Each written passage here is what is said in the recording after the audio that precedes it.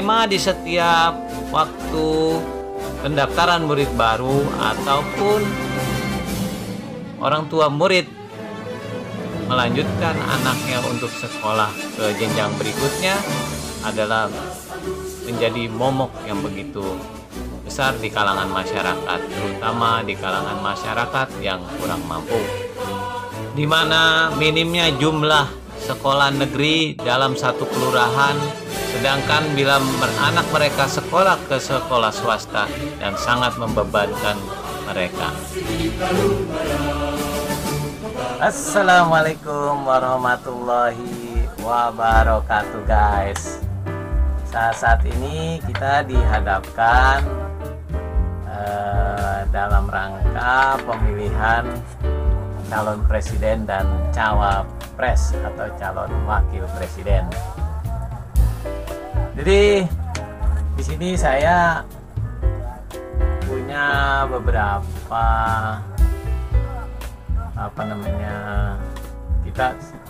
kita sering kali nih ketika memasuki ajaran baru, ya tentunya rakyat Indonesia, para orang tua tentunya berbondong-bondong untuk mendaftarkan anak mereka sekolah di jenjang sekolah dasar kah, SLTP kah, SMA atau SMK kah. Nah, di sini problemnya adalah yang paling terasa adalah ketika anak masuk ke jenjang berikutnya. Jenjang berikutnya dari SD ke SMP, dari SMP ke SMA. Ini yang banyak problem. Kenapa? Karena ketersediaan sekolah SMP negeri atau SLTP negeri atau SMK atau SMA negeri itu sangat terbatas. Jumlah dari sekolah SD dengan SMP saja sudah tidak sinkron. Dalam satu kelurahan aja belum tentu mempunyai SMP gitu. Oke, satu kelurahan ada SD-nya, tapi untuk SMP-nya ada yang sama sekali tidak ada dalam satu kelurahan. Sedangkan dalam satu kelurahan itu saja itu penduduknya segitu banyaknya gitu loh. Jadi di sini kita mau menyikapi tentang jumlah sekolah negeri, terutama SMP, SMA, SMK. Nah, ini yang harus diperhatikan. Kenapa? Karena di sini berimbas karena tidak tersedianya SMP yang mencukupi untuk orang tua untuk mendaftarkan anak mereka ke SMP negeri. Ya toh, mereka berbondong-bondong bersaing untuk masuk ke SMP negeri. Nah, dilemanya adalah ketika mereka tidak masuk ke sekolah negeri adalah mereka harus mau tidak mau menyekolahkan anaknya di sekolah swasta. Nah, kita tahu sekolah swasta ini adalah bisnis pendidikan. Pendaftaran di SMP swasta itu sudah begitu mahalnya. Bahkan pendaftaran itu sudah mencapai jutaan gitu.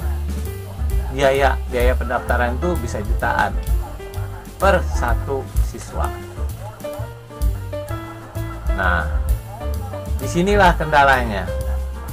Mereka pendapatan cekak, hanya cukup makan dan bayar-bayar yang lain. Ditambah lagi beban harus membayar anaknya masuk sekolah yang tidak sedikit. Ada yang nominalnya 1 juta, ada yang 2 juta, 3 juta. Bahkan kalau swastanya itu mau tidak mau emang ya terdekat di situ, dia ada yang sampai 3 juta. Sedangkan kemampuan orang tua untuk menyekolahkan anaknya masih rendah. bagaimana mereka menyikapi tentang dunia pendidikan ini. Ini hal yang penting, karena pendidikan adalah juga dalam rangka membangun negeri ini, mencerdaskan anak bangsa. Kalau mereka banyak yang tidak melanjutkan sekolah, artinya putus sekolah setelah sekolah SD, mereka tidak melanjutkan ke SMP karena ketidakmampuan mereka membayar pendaftaran ke sekolah swasta, karena mereka tidak mendapatkan peluang masuk di sekolah negeri. Nah, karena sekolah swasta mahal sekali, akhirnya banyak mereka yang tidak melanjutkan sekolah. Ini bagaimana sikap capres ataupun cawapres yang saat ini sedang kita akan pilih? Apakah mereka menyikapi ini? Apakah mau mereka memperhatikan dunia pendidikan ini? Bagaimana membangun supaya setiap kelurahan itu SMP, SMA, SMK-nya ada. Jadi orang tua murid itu tidak pusing.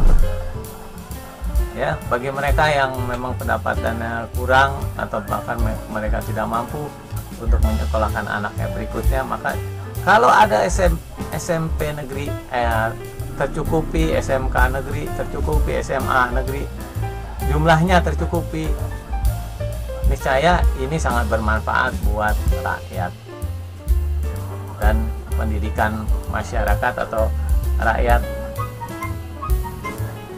diperhatikan.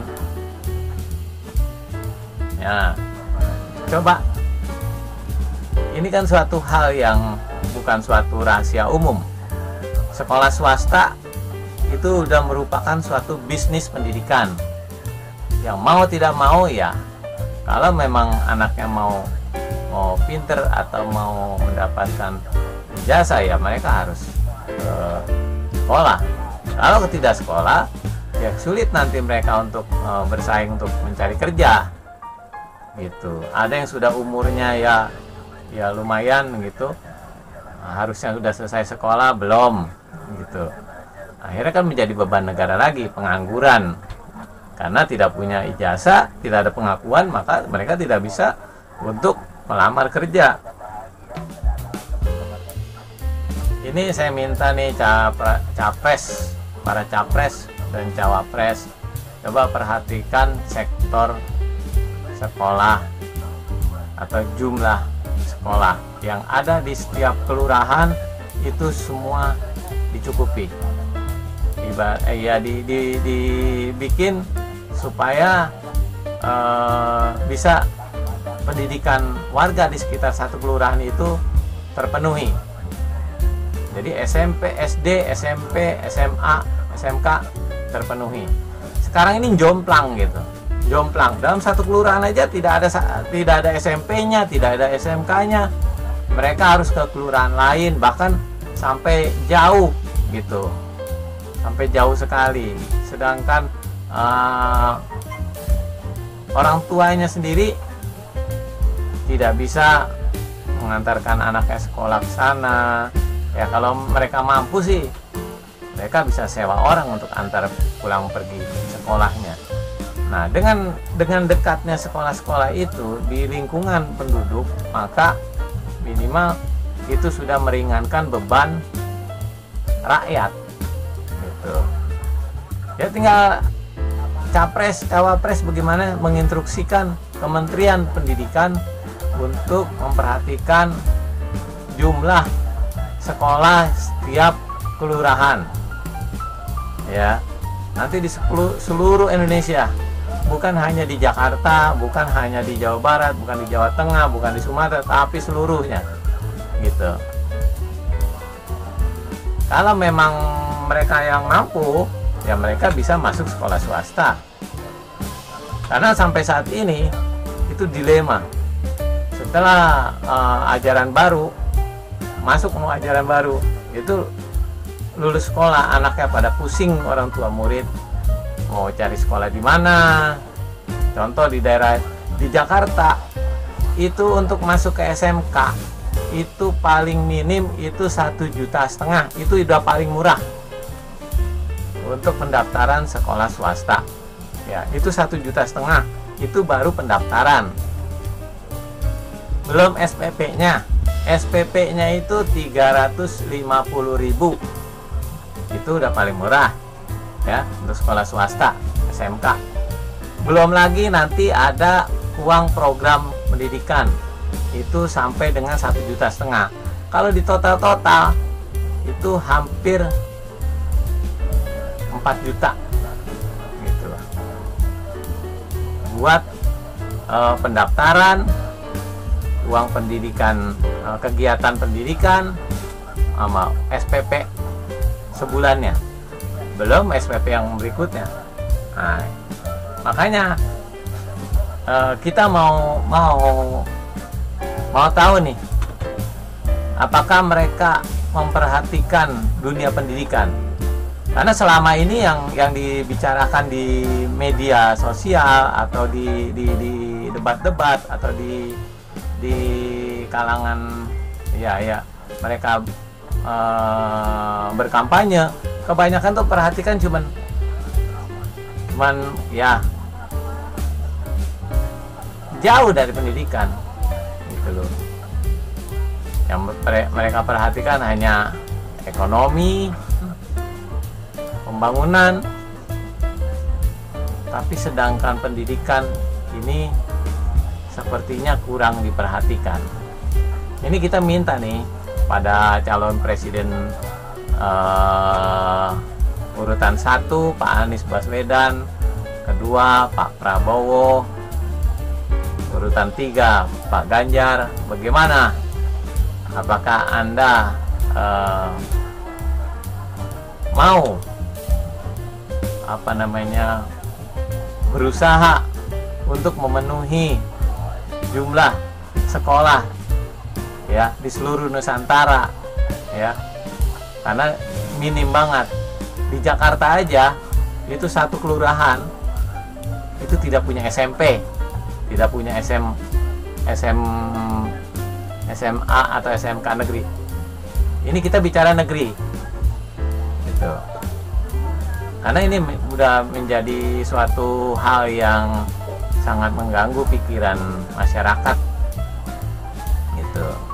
Kalau memang capres atau cawapres ini punya gagasan untuk menambahkan jumlah SMP, SMA sejajar dengan jumlah SD, umpamanya SD-nya ada 10, SMP-nya ada 10. Artinya selesai anak itu sekolah dari SD itu bisa tetap ada di lingkungan situ. Gitu. Ada dalam lingkungan satu kelurahan. Jadi tidak usah jauh-jauh. Gitu. Dan ini juga kalau mereka sekolah tidak jauh-jauh, meminimalisir suatu kejadian-kejadian seperti tawuran antar anak sekolah ataupun kendala-kendala lain gitu loh. Jadi bagaimana negara memperhatikan pendidikan 12 tahun, bukan 9 tahun lagi, 12 tahun. Kalau memang negara tidak bisa mendirikan atau menambah jumlah sekolah SMP negeri atau SMA, SMK negeri, coba pembiayaan sekolah di sektor swasta itu bisa ditanggung oleh negeri, oleh negara. Karena negara ini kaya banget. Kalau kita dengar orang korupsi itu miliaran, bahkan sampai triliunan, itu bisa sampai di kantong-kantong mereka. Uang habis kalau untuk rakyat tidak ada masalah, tapi kalau uang habis hanya untuk dikorupsi oleh para mafia yang ada di lingkungan pemerintahan, itu musibah gitu. Coba saya sendiri pribadi pengen sekolah SD, SMP, SMA, SMK jumlahnya disesuaikan dengan jumlah SD-nya. Kalau dalam satu kelurahan itu ada SD, ada satu SD, berarti ada satu SMP, ada satu SMA, satu SMK. Gitu. Mohon ditanggapi, paling tidak di forum-forum, atau ini para pemerhati pendidikan untuk bicara ke capres dan cawapres, bicara pada mereka capres cawapres untuk memperhatikan dunia pendidikan demi kemajuan negeri ini, demi anak bangsa, mencerdaskan anak bangsa. Jadi jangan sampai ada anak putus sekolah karena orang tuanya tidak mampu untuk menyekolahkan anaknya. Jadi jangan hanya mereka pandai bicara, mereka hanya retorika, mereka hanya memberikan angin-angin surga, janji-janji mereka. Oke, terima kasih. Assalamualaikum warahmatullahi wabarakatuh.